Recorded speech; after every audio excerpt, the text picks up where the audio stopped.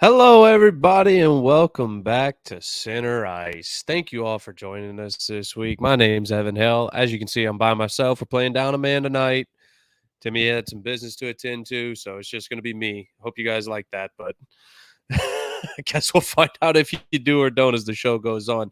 As you can see by the title, we're going to be talking trade deadline. Right now, I'm trying to pull up the big names so we can get into it.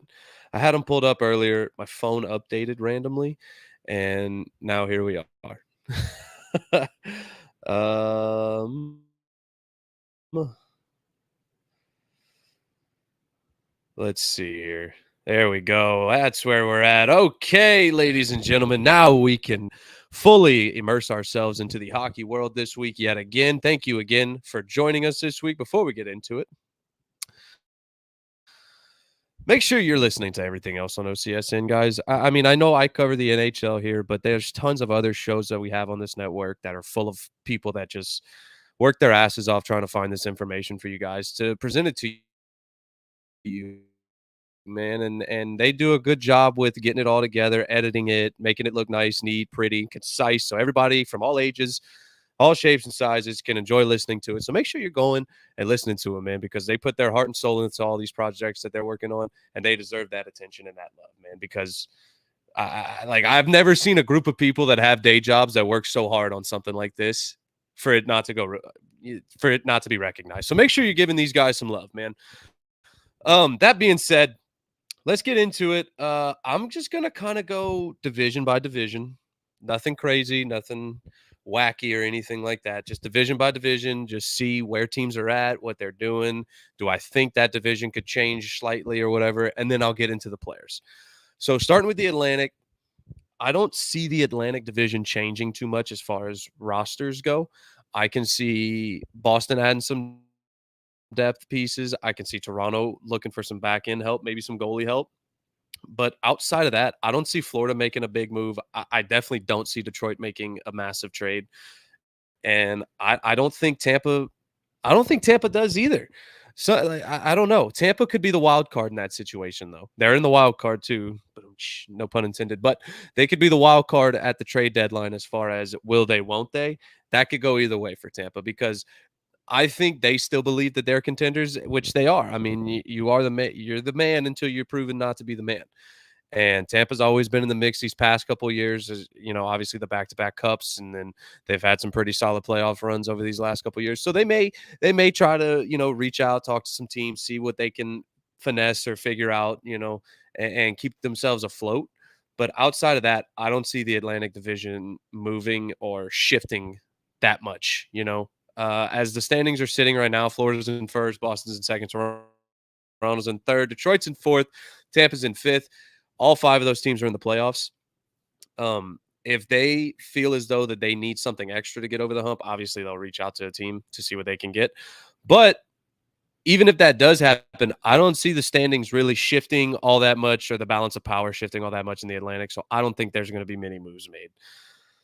Moving to the Metro, I could definitely see some moves being made here. New York, the Rangers are definitely a team to keep an eye on. They've been that team that's been itching, scratching, clawing, trying to get to where they want to be as a team, as an organization.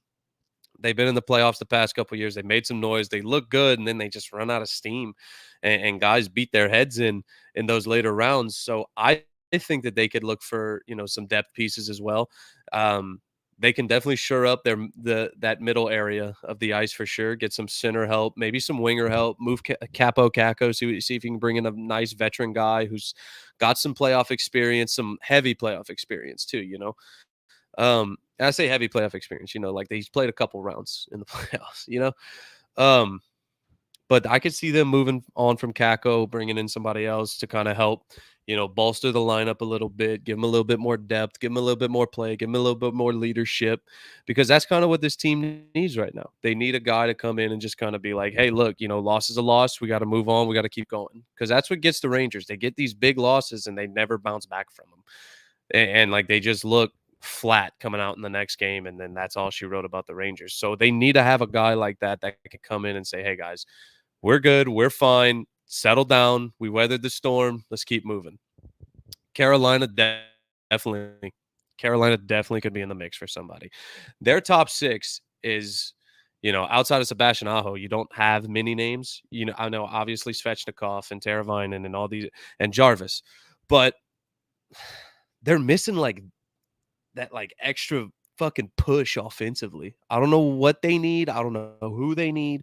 Well, I guess we'll figure it out when we look at the players. But they need something to spark them, man. They need something to spark them because Carolina's so sound defensively, so good defensively. It doesn't matter who's playing in the net. They can shut you down. The issue is they struggle to score sometimes. And they're not a flashy team. They're not a flashy team at all. Rod Brindamore has those guys working their asses off, though, on the defensive end, and that's why they're such a successful hockey team. They just need a little bit more help offensively to kind of get them over the hump, pushing them deeper into the playoffs because the furthest they've gotten is the conference finals, and they can't get past that.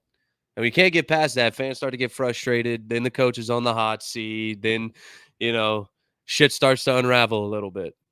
So while you have this core of guys that keeps playing successful hockey, they need to bring in a guy who can score. I don't know who just yet. We'll get there later. Philadelphia Flyers. Philadelphia Flyers kind of refound their mojo again, beating the wheels off of Tampa last night 6-2. Great win. As a Wings fan, we needed that. I don't see them moving anything either. I don't think they're necessarily in a spot where they're like, "Oh yeah, we're contenders, so let's get a rental veteran player." And I don't think they're in a spot where they're, trading everything away. I think they're going to just stay what they have at the trade deadline. I don't think they move off of anybody. I don't think they bring in anybody. I think they like what they have. I think they like what Torts is doing, and I think Torts likes the group that he has. You know, so I don't think the Flyers make any moves. I don't think they make any noise. They may make a little under the radar move though that, goes kind of by the wayside.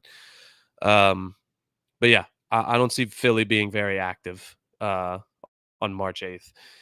The Devils, I can see the Devils calling about some defensemen. You got Dougie Hamilton who's hurt. That's a massive loss on the back end for them because he's such a weapon offensively.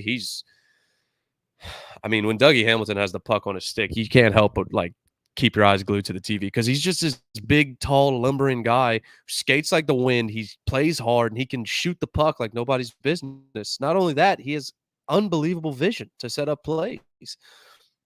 So to lose a guy like that, it's tough. It's really tough for the Devils, and it shows like they've been struggling. And I know he wasn't there last year because he was hurt last year, but these guys are struggling, man. They need something. They need a guy on the back end. They need help on the back end. They need to help their goalies out because we know the Devils can score. Devils will be fine with scoring. But if the Devils call about maybe like a Gudis or something like that, some guy that like lays the lumber, plays hard defensively, keeps things kind of steady as far as like a veteran guy goes, like I keep mentioning, I think the Devils could absolutely make a move like that. As we move down in the standings for the Metro, Washington, Pittsburgh, Islanders, Jackets, those are the next in the standings. That's how they are listed. I don't see many moves happening with those guys. Obviously, we'll get to the Jake Gensel stuff with Pittsburgh. We'll see what happens there. We'll talk about where I think he may end up. But outside of that, I don't see the Islanders making a massive move or any moves really. Patrick Waugh just got there. He's learning the team. They're learning him. They're learning his system and his style of coaching and style of play that they want him to play. So I don't think they really shake anything up right now for the Islanders. The Jackets, I can see the Jackets maybe making a little trade away one of their veteran guys, one of those depth guys, like a Boone Jenner maybe. Boone Jenner maybe on the move, low key. But even then, that's a stretch because that's their captain. Washington, I don't see Washington making a move either. I think Washington is probably taking that pivot towards we need to start acquiring assets as opposed to we need to get players. So they need to start. I think they're going to start gathering draft picks and stuff here in the coming years, maybe even this year. Because Ovi's taken a massive step back. I mean, we've all noticed it. Everybody's seen it. We're all concerned. We're all sad. It sucks, but we got to move forward. Oshie even took a step back too, and it's like when you lose both of those guys and they're not playing up to the standard that fans are accustomed to.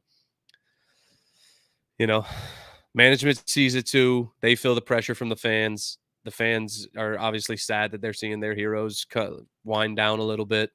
But I think the Capitals don't make anything spectacular happen at the deadline. And I think, like I said, I think, especially at the draft, I think at the draft for sure they'll be active, trying to get some more draft picks, get some more prospects, and things like that.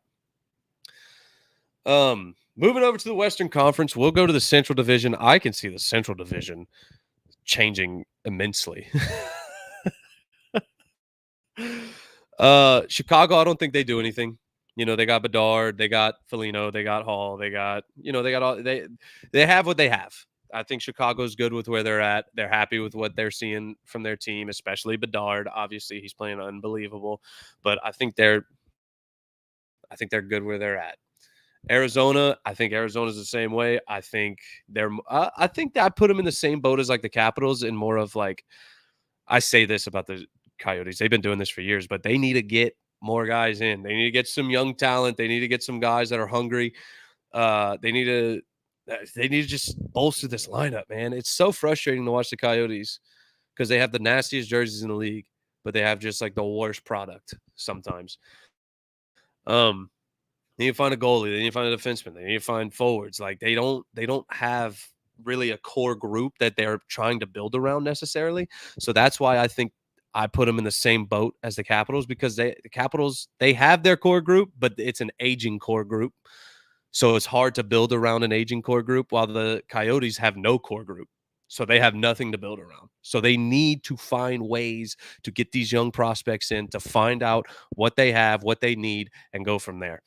Minnesota, the report came out today. I was going to say Marc-Andre Fleury could be moved, but the report came out today that the Wild may not move Fleury, which that's smart. They're not out of this. They're not out of the race by any means. Let's see. Let me look at the wild card standings. No, they're not out of the race by any means. They're only 6 points back. They're only 6 points back from the Preds, 6 points back from the Kings, who are both in wild card spots with 68 points. The Wild have a great team. I mean, we've watched them these past couple years in the playoffs, in the regular season. Kirill Kaprizov, Matt Zuccarello. They have guys. Matt Boldy, Brock Faber.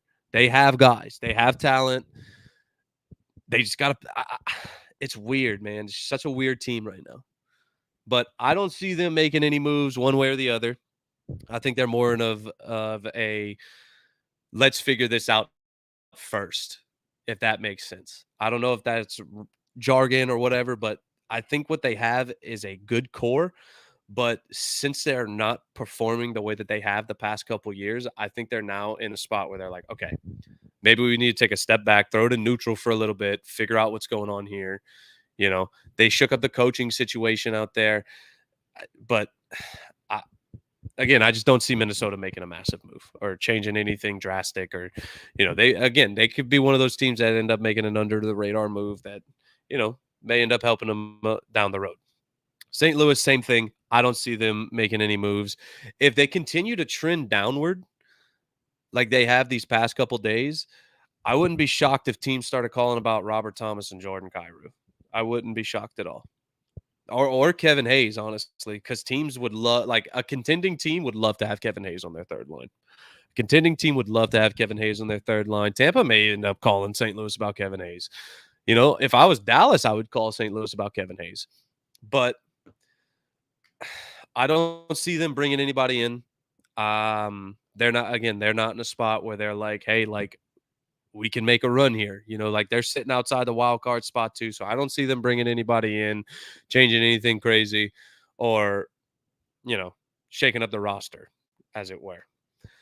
Before we move forward, I want to give a shout out to Warlord Beard Oil. Go to warlordbeardoil.com. Playoffs are coming up, man. We're almost to the trade deadline. That means playoffs are right around the corner. I know all of you are going to be growing your playoff beards out. Okay, if you want to groom it, oil it, make it look nice, make it look shiny and pretty for all the ladies at the bar, go to warlordbeardoil.com. Use OCS15 for 15% off your next order. And guys, I'm telling you, your beards will look immaculate. Okay, trust me on this one. Again, warlordbeardoil.com. Code OCS15 for 15% off your next order. That thing's hard to say. Try saying it 3 times fast. If you can say it 3 times fast, leave a comment with a video of you saying it 3 times fast. That brings us to Nashville now. I I really like the Nashville Predators. I really like how they, Duchesne left after last season, and then they bring in Ryan O'Reilly, and it's like, whoa, okay, that guy sets the tone. A guy like Ryan O'Reilly sets the tone for, especially for a team like Nashville that tends to struggle out the gate some games. Getting up for games, getting that extra jump that most teams have at the start of the games. With Ryan O'Reilly, you're always going to have that. You're always going to have that factor, the O'Reilly factor, as they call him. Um, these guys, I don't know, man. They're in a wild card spot. Saros's name was tossed around a little bit as far as trade bait. I definitely think they've moved off of that for sure now. Now that they're stringing some wins together and they're in a playoff spot, and they're starting to figure out their season, kind of get their footing, kind of gelling together at the right time. I could see possibly they make a move for a bottom six guy just to kind of help out the offense a little bit, because they do struggle to score goals. They do struggle to score goals at times. So maybe bringing in like a bottom six guy to kind of help, get the offensive juices flowing, keep the momentum on the offensive end, something like that. But outside of that, I don't see Nashville making a move at all. I think they like what they have. They're very much like Detroit and the Islanders in these respects, where it's like they like what they have, they like what they see. They see that the group is playing well together. They're playing for each other. They're playing hard. They're putting wins together. We're climbing the standings slowly but surely. So I don't think they really shake anything up to kind of throw that off in the locker room. I think those three teams are staying with what they have for sure. Colorado, I can see Colorado making a massive move. I can see Colorado trading for Jake Gensel, 100% trading for Jake Gensel. I could see Colorado trading for Jacob Markstrom. That would make a lot of people shit their pants. Colorado with Jacob Markstrom on their team would be possibly that might be the most unfair thing ever. Because think of the defense in front of them. You got McCarr, Tays, Byram, Gerard. You got all these names. Not to mention Nathan McKinnon, Mikko Rantanen. You know, those two guys have to be accounted for. And then you add Jacob Markstrom to the mix. I mean, come on, man. What are we talking about? I think that Colorado Avalanche are definitely in the market for a goalie, possibly a forward. Depends on where Landeskog is and how they feel about his recovery and his rehab process. They may try to reach out about a center. I know they're kicking themselves in the ass for losing JT Compher right now, because they could use a JT Compher in that lineup. But since that's not the case, like I said, it all depends on how they feel about Landeskog and where he's at in his rehab and his recovery and things like that. They may reach out for a center, but I also could see them making a move for a goalie. Dallas, I think Dallas reaches out about possibly a forward. They're top six, man. I mean, you got Wyatt Johnston with Jason Robertson and Rupe Hintz. Excuse me. You got Matt Duchesne with Tyler Seguin and Mason Marchment. That's a crazy top six. That's a crazy, crazy, crazy top six. But you got Jamie Benn, who mostly plays on the third line now, which is fine. I mean, he takes that graciously. I mean, he's having a great year too. But if you get a guy that can play with Jamie Benn on that third line, holy fuck, look out for the Stars, dude. Look out for the Stars. Because the Stars shove it up your ass offensively. And then Ottinger just slams the door in your face, and Miro Heiskanen just flies past you with the puck. It's crazy. It's crazy how good the Stars are. But in those later rounds in the playoffs, they couldn't score. So they may need to go out and find a guy that can play with Jamie Benn on that third line to kind of get him going a little bit more, keep the momentum going for 3 straight lines. Because that fourth line for Dallas is we're a motherfucker line. Like, we're coming and we're motherfucking you. We're going to play hard. We're going to play the body. We're going to make sure that you feel us, because we're here. And then lastly, we got Winnipeg. I don't see Winnipeg making a big move necessarily. I mean, they're pretty set. They got Kyle Connor, Mike Scheifele. They got Pionk back there. That kid's an absolute beauty, isn't he? And you got Hellebuck shutting the door.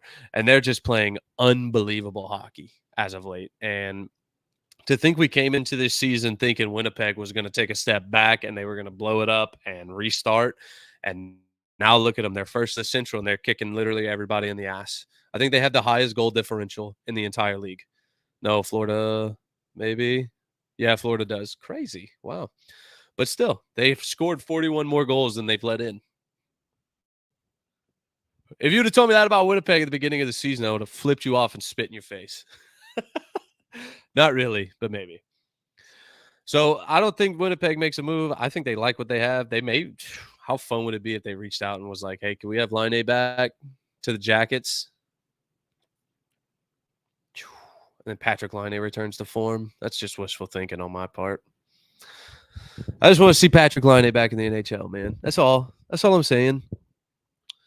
All right, let's move to the Pacific Division because we're running out of time here. Vancouver, I don't think they make a move. They've already made a move. They got Elias Lindholm. I think they're fine. They're probably going to add Phil Kessel. That's going to add plenty of depth to their lineup. I think they're going to stand pat. I think they're going to be fine. They may reach out about Markstrom, but I mean, they have Thatcher Demko. Like, what? That was a bad take by me. Just not thinking right there. Vegas, I think Vegas stays.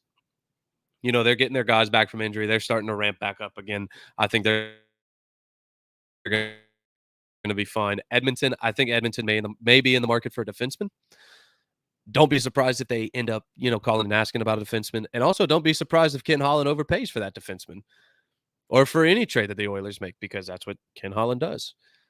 Kings. Now we've arrived. I think Pierre-Luc, this has nothing to do with the trade deadline, but moving forward, the Kings are going to have to find a way to replace this guy, because I think Pierre-Luc Dubois' days in LA are very much numbered. Very much numbered. Oh my God. If you guys watched the Kings play the Oilers the other night, holy shit. 80 did nothing. 80 did absolutely fuck all that entire game. Defensively, he was so lazy. I can't believe Todd McClellan got fired for that. That just hurts my head. But when it comes to the Kings, I think they may be in the market for a goalie. I think their goalies are Cam Talbot and David Riddick. They're in a playoff spot. They kind of started working things back after that. They stumbled a little bit heading into the All-Star break and a little bit after. They took that loss to Edmonton last night, one of those nights. And I think they could be in the market for a goalie because everything is so good about LA. Like, they play fast. Everyone except Pierre-Luc Dubois, they play fast. They play hard, and they're aggressive. They're aggressive. Not only that, like, the team chemistry on LA is like unbelievable. Like, all four lines. Well, three of the four lines. 3 of the 4 lines are constantly going, and they attack in waves. They cycle the puck well. They know where each other's going to be. They shoot the puck well. They take good chances. They're hard defensively. They're in your face defensively.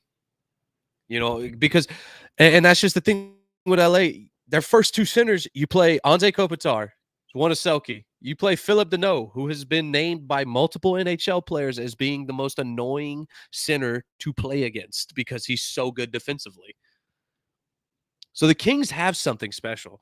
They just need to keep the puck out of their own net, and they need to get Pierre-Luc Dubois going somehow, some way. They need to motivate this guy because he just looks like he's just sandbagging out there, and it's so annoying. Anyway, that was my rant. Before we continue, let's give a shout out to Fanatics. Fanatics, for all your sports jerseys, sports apparel, sports swag, whatever you want to call it. Go to fanatics.com. Use the link in the description. Visit all the NHL suppliers, man. Like I've been saying for the past couple of weeks, the playoffs are coming. You guys see my Stevie Y jersey hung up right here every single week. You need to make sure that you have your team locked, loaded, ready to rep, ready to shove it in people's face when you win the series come playoff time, because it's right around the corner, guys, and it'll be here before we know it. So shout out to Fanatics. Make sure you're clicking the link in the description to get ready for the playoffs. I also want to give a shout out to Righteous Felon Jerky. Go to righteousfelonjerky.com, guys. Here's the thing. My breakfast today was actually beef jerky. It was Righteous Felon beef jerky. How about that? Hey, how about that? And it was delicious. It hit the spot. It was perfect. I had a nice run this morning. Came back. I was hungry. I didn't feel like cooking anything. and I was like, I gotta kind of get to work. I was running a little bit late. It's the perfect on the go breakfast, man. Like, I mean, I grabbed it, went, and I was good to go. Protein in the body after a run. It was great. It was awesome. Use code OCSN for 15% off, man. That's how good it is. We're literally begging you to go buy this jerky, and we're giving you 15% off of it. So, guys, jump all over this deal. Good stuff, good product. We love them. They love us. RighteousFelonJerky.com. Code OCSN, 15% off your next order. So now we're going to get into the latter half of the Pacific Division. Calgary, Seattle, Anaheim, San Jose. Out of all those teams, obviously, like we talked, Jacob Markstrom, one of the top names. Another top name, Trevor Zegras. Another top name, Radko Gudas. Another top name, Thomas Hertl. Thomas Hertl could be an interesting one because San Jose is obviously, they're going on the path that they're going on. I'm not going to say they're tanking. I don't like saying teams are tanking because it feels like accusatory sometimes. Like, oh, you're tanking. It's like, all right, man. Jeez, don't point fingers at me, But they're on their journey right now. Thomas Hertl, the big indicator was that they moved Timo Meier last year. When they moved Timo Meier, Logan, that's when Sharks fans were like, all right, back to the fucking dumps, Logan Couture's been hurt a lot this year. Thomas Hertl has been the guy in San Jose. He definitely deserves to go somewhere where he can win. I just don't know where that would be. I don't know where that would be. God, Thomas Hertl in a fucking Stars jersey. Oh, man. I'm going to rile myself up. Anyway, Thomas Hertl in a Stars jersey, though. Oh, man. Okay. Trevor Zegras, his name was thrown around for Montreal. He may need a change of scenery. I don't know what it is with that kid, man.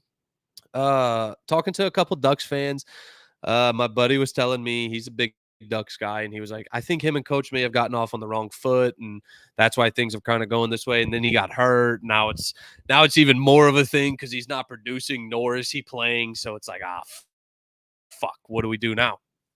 So, and then Gudas, I mean, what playoff team wouldn't want Gudas on their team after what we saw what he did in Florida? Who doesn't want Radko Gudas on their team? Seattle, I think Seattle stays. I think Seattle stays where they're at. I don't think they expected to make playoffs last year, and they definitely shocked a lot of people by beating the Avalanche, for sure. I think they shocked everybody, honestly. So I think they're just going to stay where they're at. They're just going to keep developing the guys that they have in their system. Matty Beniers is going to get better. Jordan Eberle may be a name, though. Jordan Eberle may be a name that teams call about. I wouldn't be shocked if, I wouldn't be shocked if Edmonton called about Jordan Eberle. I wouldn't be shocked if Dallas called about Jordan Eberle. Tampa. A lot of teams could use it. There's a lot of value in Jordan Eberle that teams could use. I think Calgary, like we talked about, Jacob Markstrom is definitely that name to watch out for. Now, in this last couple minutes, I'm going to just rattle off some names, see if they can go anywhere. I'm going to just list the top names from each position. We can get out of here, guys. Jacob Markstrom, Calgary Flames. Like I said, I could see Colorado calling him up. I could see Edmonton calling him up. I could see not Tampa. They have Vasilevsky. I almost said Tampa. That would have been crazy. Devils are a team that could be in the mix for that as well. The skinny of it is Markstrom. The probability of Markstrom being moved is up to probably like 80% right now. Which team he goes to, it's looking like it may be the Devils. I wouldn't be shocked if it's the Devils. I wouldn't be shocked if it's the Avalanche. Joe Sakic's got his fingerprints all over this shit, and I wouldn't be shocked at all if they end up with Jacob Markstrom and then they end up going on a little run. Defenseman, Noah Hannafin, Calgary Flames, another name that has been thrown around. Boston, Edmonton. Fuck, Florida could use that guy too. Tampa could use that guy. I don't see why he wouldn't go to Boston. I mean, he's from Boston. I guess I could see why. You got McAvoy, you got Lindholm, you got a very full defensive room out in Boston, and he wants a long-term deal. And it's like, does Boston have that cash to keep him around, to make him want to come? I'm sure he wants to go to Boston, but do they have the what's the word I'm looking for? Do they have the necessities to keep him here? You know what I mean? Um, but I think this would be the move that Tampa makes, whether because Sergachev's out. Sergachev broke his leg. I could see Tampa being like, "Hey, look, we still feel like we're that team. We need a guy on the back end to help us out. Noah Hannafin can be that guy," which wouldn't shock me at all. God, Noah Hannafin and fucking Victor Hedman snapping it around on the fucking power play. How gross. Um, all right, and now we're into forwards. Jake Gensel. Jake Gensel's an interesting one because he can go to so many teams and just like so many teams would value Jake Gensel for what he is, and he's just a goal scorer. He's just a goal scorer, man. He's a goal scorer that has elite vision. That's what Jake Gensel is. Do you know how valuable that is in a player? Do you know how fucking valuable that is in a player? If Toronto calls about Jake Gensel, they're so moronic. So moronic. That being said, if the Avalanche call about Jake Gensel, they're very smart. Because, like I said, we don't know the status of Gabriel Landeskog, how he's going to feel before the playoffs, after the playoffs, during the playoffs, whatever. Jake Gensel's 29. He's a pending UFA. If the Avalanche want to make a push to the middle and try to win their second cup in what, 3 years, 2-3 years, 3-4 years, Jake Gensel would absolutely, because think of it this way: down the wings, you'd have to face Nathan McKinnon, Mikko Rantanen, and then Jake Gensel. That's so mean. That's so fucking mean. Fuck, man. Where else could Jake Gensel go? Where would I like to see Jake Gensel play some hockey? Found it. Jake Gensel and the Carolina Hurricanes could absolutely shift the tides in the Metro Division. Let me say that again. Jake Gensel on the Carolina Hurricanes could shift the tides of the Metropolitan Division completely. Before I explain why, last little shout out. Shout out to Sterling Pig Brewing. Go to sterlingpig.com, man. All right? I know you guys like drinking beer. I like drinking beer. These guys make beer. They make beer. Not only that, they sponsor us, man. That's our people. Make sure you're drinking the right beer, people. All right? We got a good weekend coming up, man. Spring is springing. I know you guys are going to be grilling soon, hanging out, probably have an inflatable pool or something. You're going to have a beer in your hand. Just make sure it's Sterling Pig. All right? That's all we're saying. All right? They love us. We love them. SterlingPigBrewing.com. Go check them out. Great stuff. But if you remember at the top of the show when I was talking about the Hurricanes and I was saying they need that guy to kind of help their offense out, Jake Gensel would be perfect in Carolina. I think they have the assets to send back to Pittsburgh. That would make them at least intrigued by it. And I think that they have the core that he may end up signing. Maybe not a long-term deal, but at least a good couple years. You know, I think that he may end up signing for like a 3-year deal at a fair amount, just so they can keep that team together and actually like go on runs and stuff. And if Gensel goes, Penguins fans, that's your indicator that that team, that core, that group of players that have been there forever, have all the success, the back-to-back cups, the Crosbys, the Malkins, the Letangs, it's all coming to an end. I hate to be blunt and harsh like that, but when a guy like that moves on, that young, it's tough for teams to bounce back. And with that, guys, we'll see next week how right I was about some of these teams, if they made moves, if they didn't make moves, why they did, why they didn't. And you guys can all can call me stupid, smart, or whatever other name you want in the comments, depending on how I did.